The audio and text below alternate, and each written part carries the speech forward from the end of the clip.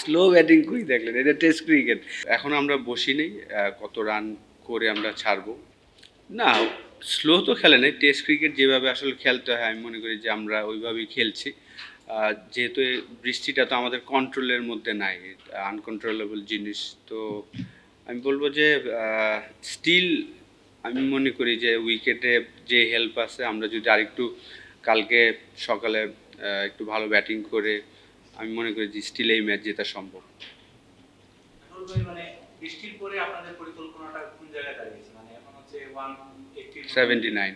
79 ওটা লিড কতটা নিতে চান এবং ফল বের করা সম্ভব কিনা? মানে কালকে তো লাস্ট ডে 5 আমি মনে করি যে আসলে এখন আমরা বসি নেই কত রান করে আমরা ছাড়বো, কিন্তু অবশ্যই আমরা জিতার জন্য খেলছি। এবং আমি মনে করি যে আমাদের যে বোলিং অ্যাটাক, বিশেষ করে আমাদের স্পিন অ্যাটাক এবং ফাস্ট বোলিং অ্যাটাক নিয়ে আমি মনে করি যে আমরা যদি এনিথিং 70-75 ওভার বল করতে পারি, কালকে যেহেতু যদি কোনো বৃষ্টি না হয় 98 ওভার খেলার অপরচুনিটি থাকবে।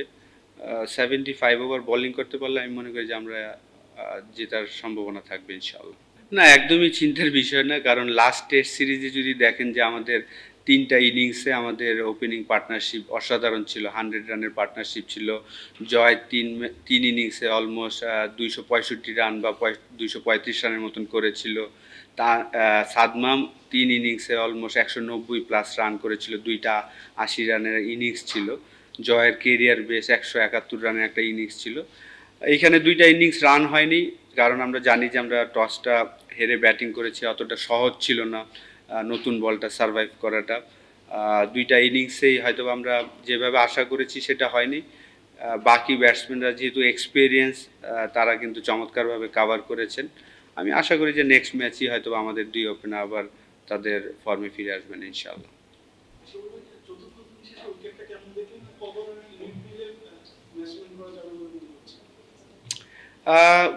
উইকেটে স্টিল আমি মনে করি যে একটু তো হেল্প আছে, কিন্তু যাদের টেকনিক ভালো তারা কিন্তু সার্ভাইভ করতে পারছেন।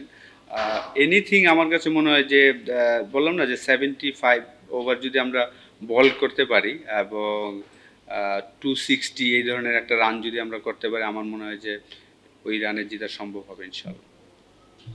লাস্ট আধা ঘন্টা যে ব্যাটিং হয়েছে, মানে সেটা কি আপনাদের প্ল্যানেরই অংশ ছিল যে একটু সেফ উইকেট খেলা, ম্যাচটাকে আগে নিজেদের সেভ করা, তারপরে হয়তো আমরা যেটা বললাম যে 70 ওভার চেস করবেন, নাকি জাস্ট ব্যাটসম্যানরা ওই কারেন্ট সিচুয়েশনে যেহেতু মনে হয়েছে তারা ওরকম করে ডিসিশন নিয়েছে? না, দেখেন, আমি বলবো যে ডে 2-তে পাকিস্তান টিম কিন্তু চমৎকার বল করেছেন। ডে 1-এও তারা ভালো বল করেছেন, কিন্তু ডে 2-তে খুব প্ল্যান ওয়াইজ বল করেছেন। এবং এই ইনিংস আমি বলবো যে তারা পেস বোলাররা বিশেষ করে খুব চমৎকার একটা চ্যানেলে বল করেছেন। ইজি বল কিন্তু একদমই দেয়নি। তো সেই টেস্ট ক্রিকেট যেভাবে খেলতে হয় সেভাবেই আসলে আমাদের ব্যাটসম্যানরা খেলছেন এখন পর্যন্ত। আশা করি একটু বলবেন, আপনি বললেন দুই ওপেনারের কথা, আপনার কথা শুনে মনে হলো যে ভেঙে ব্যাটিং করছি। তানজিদ তামিমের ব্যাপারে কিছু বললেন না বা কোনো ভাবনার কথা বলেন, মানে এরকম কি কোনো সম্ভাবনা থাকে তানজিদ তামিমকে সিলেটে খেলানো? এটা তো আসলে সিলেক্টররা ভালো বলতে পারবেন, এবং অ্যাজ এ ব্যাটিং কোচ বা যদি বাইরের থেকেও বলেন, আমি বলবো যে 2টা ওপেনারই কিন্তু 2 ইনিংস আগেই কিন্তু 3 ইনিংসে অলমোস্ট 100 রানের পার্টনারশিপ দিয়েছেন। এবং একজনের কেরিয়ার বেস্ট ইনিংস খেলেছেন 171 রানের ইনিংস। সাদমাম 2টা টেস্ট ম্যাচে 2টা 80 করেছেন। তো সেই জায়গায় 2টা ইনিংস ফেল করলেই যে চেঞ্জ করা উচিত হবে, এটা আমি মনে করি না। সেটা হচ্ছে যে শুধু চেঞ্জের জন্য আপনাদের কি, মানে যদি আপনারা একটু ডিফারেন্ট চিন্তা করেন বা ডিফারেন্ট ক্রিকেট খেলতে চান, আপনার কি মনে হয় যে শুধু প্রিভিয়াস 3-4 ইনিংসের রানটাই বড় করে দেখা উচিত, নাকি না আপনি আরেকটু বিগার এসপেক্টে চিন্তা করবেন, আরেকটু ফিউচারের কথা ভাববেন? কি আপনি আসলে, আপনি নিজেও তো এই ধরনেরই ব্যাটিংটা করবেন, আপনি কি রকম টপ অর্ডারে কি একজন ব্যাটসম্যান চান না, লাইক তামিম ইকবাল বা আপনি নিজে যেরকম খেলতেন এরকম? এই মুহূর্তে আমি ঠিক বলতে পারবো না, সিলেক্টররা ভালো বলতে পারবেন, ক্যাপ্টেন কোচ বলতে পারেন, কিন্তু আমার চোখে আমি বলবো যে যারা রিসেন্টলি 2 ইনিংস আগে পারফর্ম করেছে অবশ্যই তাদের অপরচুনিটি বেশি হওয়া উচিত। আমি আশা ভাই 2 দিন বৃষ্টিতে তো অনেকটা ওভার লস হলো, সেটা আসলে যখন ধরেন একটা রেজাল্ট করি ওরিয়েন্টেড জায়গাতে যেতে গেলে আজকে ব্রেক ব্রেকের পরে যখন খেলাটা স্টার্ট হলো আপনাদের মধ্যে এরকম কোনো মেসেজ কি ছিল ব্যাটসম্যানদের প্রতি যে একটু হায়ার স্ট্রাইক রেটে রান করা যায় কিনা, কিংবা ধরেন যখন মুমিনুল আউট হলেন তখন লিটনকে একটু পাঠানো যায় কিনা, বিকজ উনি হোয়াইট বল গুলো রেগুলার খেলছেন, একটু হায়ার স্ট্রাইক রেটে কুইক রান করলে দেখা যাচ্ছে দলের রানটা বড় হয়ে যাবে, পাকিস্তানের জন্য 4 ইনিংসের টার্গেটটা বড় হতে পারে, এই ক্যাম্পেইনটা নেওয়া যায় কিনা? না, টেস্ট ক্রিকেটে স্টিল 98 ওভার বাকি আছে। কালকে যদি ওয়েদার ভালো থাকে তো আমরা আসলে যেভাবে টেস্ট ক্রিকেট খেলা উচিত আমি মনে করি স্টিল এই উইকেটে আপনাকে ভালো ব্যাটিং করতে হবে। আপনি যদি রিসেন্টলি 4-5 বছর টেস্ট ক্রিকেট দেখেন ওয়ার্ল্ডে, ফার্স্ট ইনিংসের 400-500 করার পরেও কিন্তু থার্ড ইনিংস যদি ভালো ব্যাটিং না করেন রেজাল্ট আর নেগেটিভ রেজাল্টটাই হয়। তো আমার কাছে মনে হয় যে আমাদের ব্যাটসম্যানরা ওইভাবেই খেলছেন। দুইটা টপ অর্ডার ব্যাটসম্যান রান করেনি, কিন্তু পরে মমিনুল এবং শান্ত যেভাবে ব্যাটিং করেছেন 100 রানের একটা পার্টনারশিপ করেছেন এবং সেম ব্যাটিং অর্ডারই গিয়েছেন। মুশফিকও কিন্তু বাজে বল পানিশ করেছেন। তো আমার মনে হয় যে প্ল্যান সিম্পল ছিল। Next level, well done, side by side, free. আসলে আমার প্রশ্ন দুটো পার্ট আছে। ফুটবল ক্রিকেটের যদি তুলনা করে আপনি নিজেকে ভালো স্টেজ করতেন, আসলে স্টেজটা কেন করে না, দ্বিতীয় কথা ক্রিকেটটা একটা মেন্টাল গেম। আজকে যেরকম ভাবে মানে মমিনুল স্টেজের পরও বিভিন্ন সময় ওভার কাপ এটা কেন ঘুরে দিচ্ছে? দেখেন মমিনুল এটা 76 ও টেস্ট ম্যাচ চলছে, তো বাংলাদেশে 5000 রান করলো। তো এই ধরনের চ্যালেঞ্জ তো সে প্রচুর নিয়েছেন তার লাইফে এবং সে যে সাকসেস হয়েছেন এটা তার অতীত এরকম অনেক ইনিংস আমরা দেখেছি। এই ধরনের সিচুয়েশনে কিভাবে সে হ্যান্ডেল করতে হয় সেটা সে জানে। এক্সপিরিয়েন্সের কারণেই এই জিনিসটা হয়। কুলই ছিলেন, আমার কাছে মনে হয়েছে যে ও স্লেজের এগেনস্টে কিছু করার চেষ্টা করেনি। স্টেজটা করার কেন?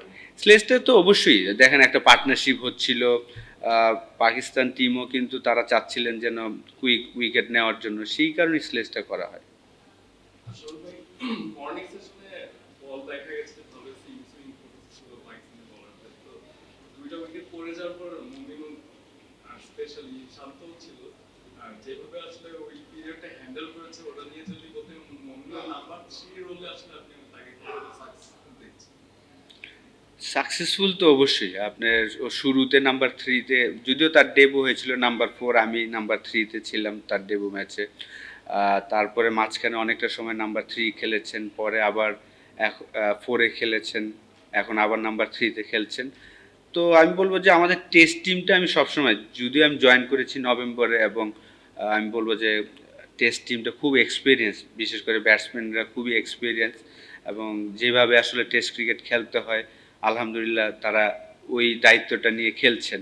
সিচুয়েশন ডিমান্ড যেটা হচ্ছে সেইভাবে খেলার চেষ্টা করছেন, ভালো হচ্ছে আলহামদুলিল্লাহ।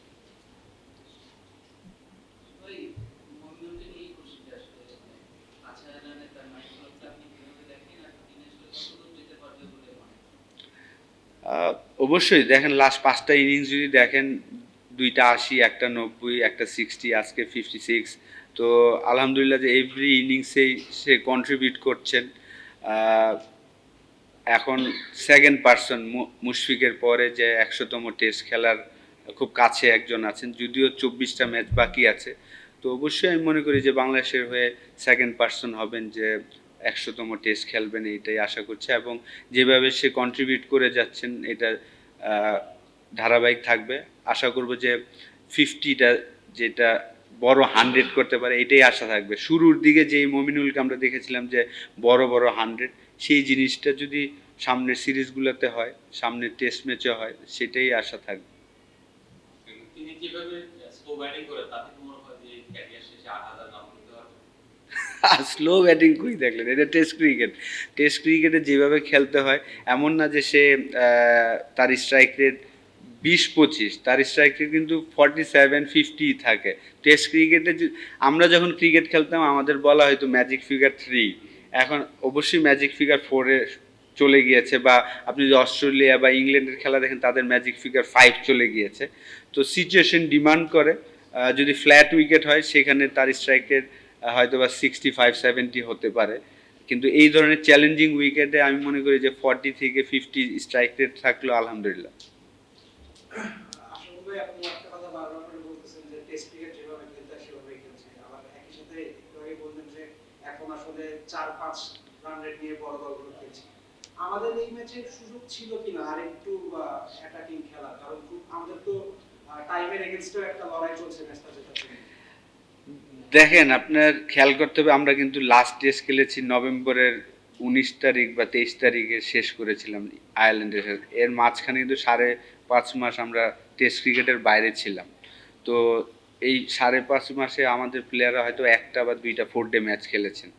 যদি এই 5.5 মাসে যদি আমাদের প্লেয়াররা 10-12টা 4 ডে ম্যাচ খেলতো, তাহলে কিন্তু ওই রানের যে তাড়াটা বলতেন ওই জিনিসগুলো আমরা অভ্যস্ত হয়ে যেতাম। আমাদের এই জায়গাটা কিন্তু তাদের জন্য, যারা টেস্ট খেলছে প্রায় 7-8টা প্লেয়ার, কিন্তু তাদের জন্য আবার জিরো থেকে স্টার্ট করতে হয় সিচুয়েশন। আর এই এত ভালো উইকেট কিন্তু আমরা রেগুলার খেলেও থাকি না, ইদানিং আমরা খেলছি। লাস্ট 6 মাস হয়েছে যে আমরা ভালো উইকেটে ক্রিকেট খেলছি। আগে কিন্তু চ্যালেঞ্জিং ছিল যে 220-30 করলে হয়তো আপনি রেজাল্ট নিতে পারবেন। আমরা এখানে ইংল্যান্ড এবং অস্ট্রেলিয়াকে হারিয়েছিলাম 230-260 করেই। তো এটা কিন্তু অভ্যাসের বিষয়। ভালো উইকেটেও আপনি হাই স্ট্রাইক রেটে খেলতে হলে তো আপনার ভালো উইকেটে রেগুলার খেলতে হবে।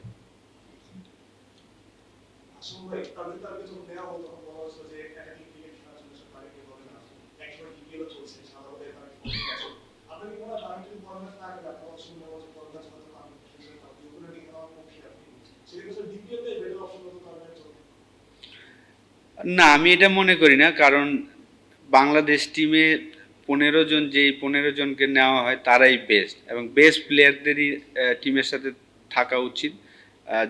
যেহেতু আপনারা জানেন যে এখন ইনজুর্ড হলে রিপ্লেস টু রিপ্লেস লাগে, সেই কারণে আমি মনে করি যে বেস্ট 15 জন সিলেক্টররা সিলেক্ট করবে, এটাই আশা করি।